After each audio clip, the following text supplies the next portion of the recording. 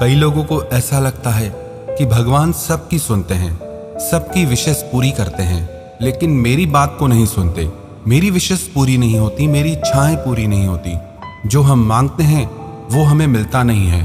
और बहुत से लोग प्रार्थना में, प्रेयर में मानते ही नहीं हैं। उन्हें लगता है कि प्रार्थना करने से कुछ नहीं होता, क्योंकि उन्हें ये लगता है हमने बहुत प्रार्थना करके देख लिया, जो हमने मांगा वो हमें मिला ही नहीं, इसीलिए अब हम प्रार्थना ही नहीं करते। वास्तव में प्रेयर का असली अर्थ, प्रार्थना का असली भाव लोग समझ ही नहीं पाते। ये अस्तित्व जिसे हम प्रकृति भी कहते हैं और जिसे हम परमात्मा भी कहते हैं, उसी अस्तित्व की शक्ति से हम चल रहे हैं। भगवत गीता में श्री कृष्ण ने कहा है अर्जुन से, ये मनुष्य माने चाहे ना माने, पर इसको प्रकृति ने ही धारण कर रखा है, इसको अस्तित्व ने ही धारण कर रखा है। अब पहले आप ये समझो कि प्रार्थना काम कैसे करती है।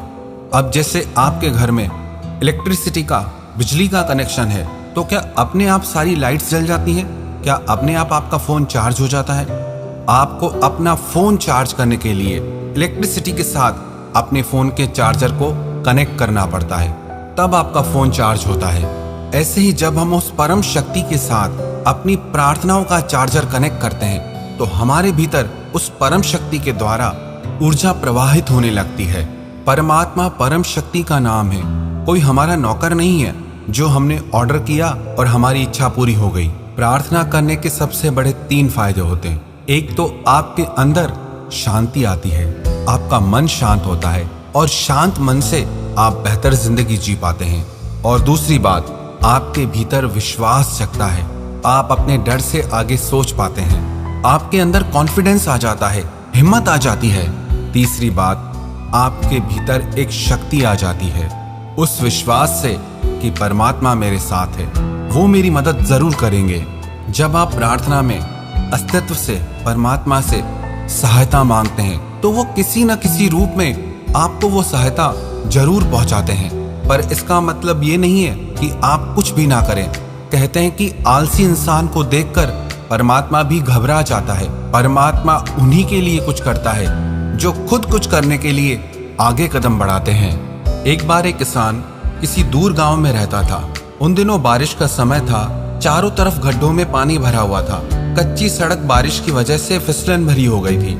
सुबह सुबह वो किसान बैलगाड़ी को लेकर धन कमाने के लिए बाजार जा रहा था, लेकिन बारिश की वजह से उसे बहुत दिक्कत हो रही थी।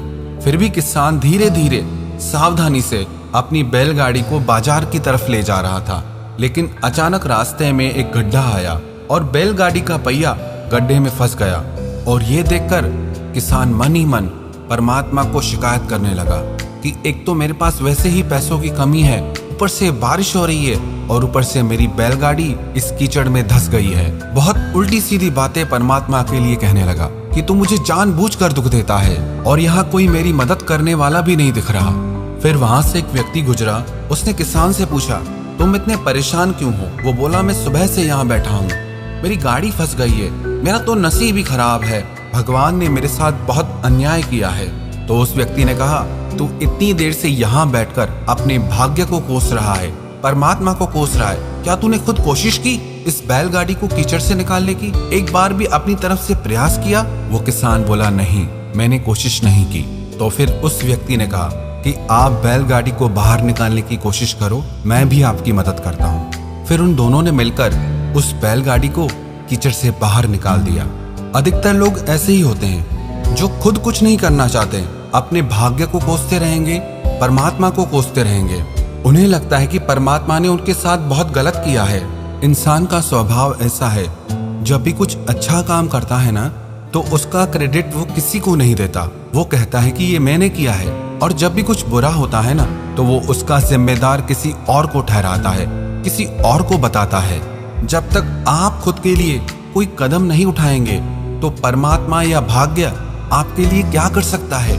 अब आपके घर में फैन लगा हुआ है, एयर कंडीशनर है, पर जब तक आप उसे ऑन नहीं करेंगे, तब तक वो कैसे वर्क करेगा? एक गांव में एक व्यक्ति रहता था। उसने कहीं से सुन लिया था कि जब भी कोई मुश्किल हो तो परमात्मा बचाने के लिए जरूर आते हैं। एक दिन उस गांव में बहुत तेज बारिश पड़ी और वो बारिश इतनी ज्यादा पड़ी कि सारा गांव पानी से भर गया। वो पानी उस व्यक्ति के घुटनों तक आने लगा। तभी वहां पर एक गाड़ी आई और गाड़ी में सवार उस व्यक्ति ने इस व्यक्ति को भी अपनी गाड़ी में बैठकर चलने के लिए कहा। उसने कहा, मुझे तुम्हारी कोई जरूरत नहीं, मुझे परमात्मा आएंगे बचाने के लिए। वो गाड़ी वाला वहां से चला गया। फिर पानी और बढ़ने लगा। वो परमात्मा को याद करने लगा। तभी वहां पर एक नाव आई। उस नाव वाले ने कहा, जल्दी से आप आओ, मैं आपको सुरक्षित जगह पर लेके चलता हूँ। उस व्यक्ति ने कहा, नहीं, परमात्मा मुझे बचाने जरूर आएंगे, तुम चले जाओ यहाँ से। उस नाव वाले ने कहा कि मुझे और लोगों को भी बचाना है, आप जल्दी चलो नहीं तो मुझे जाना होगा। लेकिन उस व्यक्ति ने अपनी जिद नहीं छोड़ी। आखिरकार वो नाव वाला भी वहां से चला गया। कुछ देर बाद पानी इतना बढ़ गया कि वो व्यक्ति उस पानी में बहकर मर गया।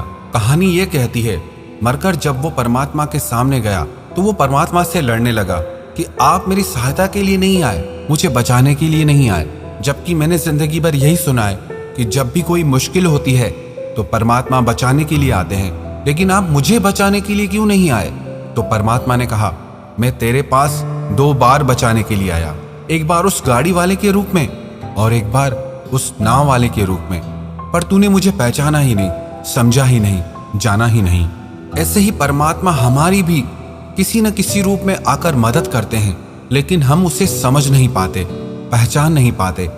परमात्मा का कोई एक रूप या आकार नहीं है, सारे आकार उन्हीं के हैं, सारे रंग रूप उन्हीं के हैं। वो चाहे जिस रूप में आपकी मदद कर दें, आपकी प्रार्थनाओं में, आपकी दुआओं में असर तभी होगा जब आपको अपनी दुआओं पे, अपनी प्रार्थनाओं पे विश्वास होगा, यकीन होगा। हो सकता है कई बार आपको वो चीज ना मिले जो आप पाना चाहते हो। जैसे एक बच्चा अपने माता पिता से जिद करता है कि उसे चाकू के साथ खेलना है और उसके माँ बाप उसे रोकते हैं, मना करते हैं। उसे ये समझ में नहीं आता कि मेरे माँ बाप मुझे खेलने से क्यों रोकते हैं, क्यों मेरे साथ दुश्मन की तरह बिहेव करते हैं। पर उसके माँ बाप को पता है कि ये चाकू इसे नुकसान पहुंचा सकता है। कई बार जो चीजें हम मांगते हैं हो सकता है वो हमारे लिए सही ना हो, इसीलिए वो हमें नहीं मिलती। इसीलिए आप अपनी प्रार्थनाओं से अपना विश्वास कभी मत खोना। आप यकीन मानना, आपकी प्रार्थनाओं का असर, आपकी दुआओं का असर एक ना एक दिन जरूर रंग लाएगा।